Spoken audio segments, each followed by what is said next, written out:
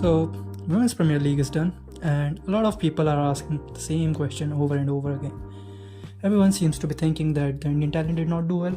Well, it is kind of true, but that's not the whole reality. So, let me tell you what is the whole reality. And let's start with the last few years of Indian domestic system or the tournament themselves.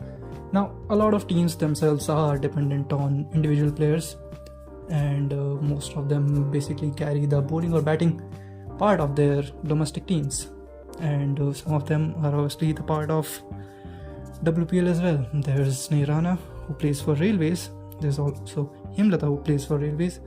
There's Harleen Deol, who plays for Himachal. There's Radha Yadav and Yastika Bhatia, who play for Baroda, and all of them carry their teams. Well, basically they are what their team is.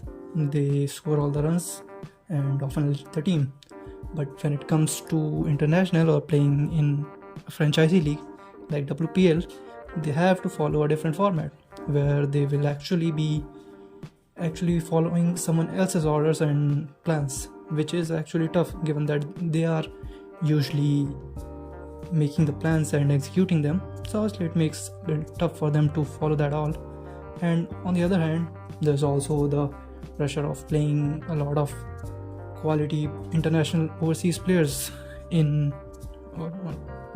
probably this was their first time for most of them, except for someone like Deol, who's actually played a few international games, but you get the point. And that something is actually, in my opinion, what has caused a lot of average or below average performances from the relatively new national players from India, which is, well, I get it, everyone would be frustrated seeing them not doing as well as they should have, but they have done actually pretty well given that they are from a different atmosphere and a different team vibe, whereas here where they are actually supposed to follow someone else and following the plans. So I'd say they have done decently well in that regard.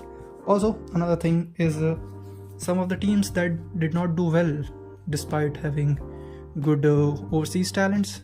Well, again, there's a similar thing that can be said about them as well, but in just overseas sense, where you see someone like Heather Knight, who has not regularly played in WPL as well. It was probably a relatively new experience for her to play a franchisee cricket after a while. And there was obviously Elise Perry, who has also only played one season of the 100.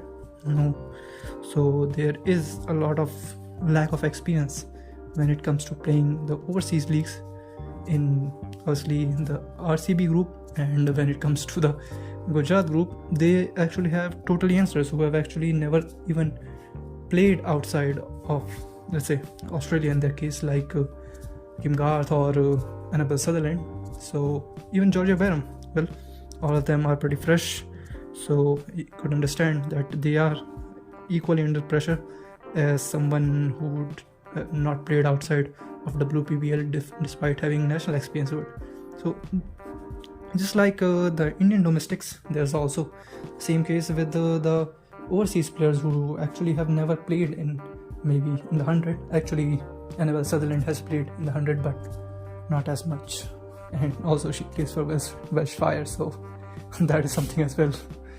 Well, that is my point actually, and that is what I wanted to talk about, because there was a lot of frustration, a lot of questioning around why the Indian domestic players did not show up a lot in WPL, beg your pardon.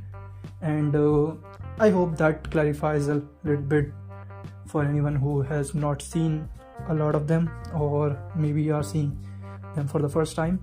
And I hope we have a few more seasons of WPL just like this one, and it keeps on growing.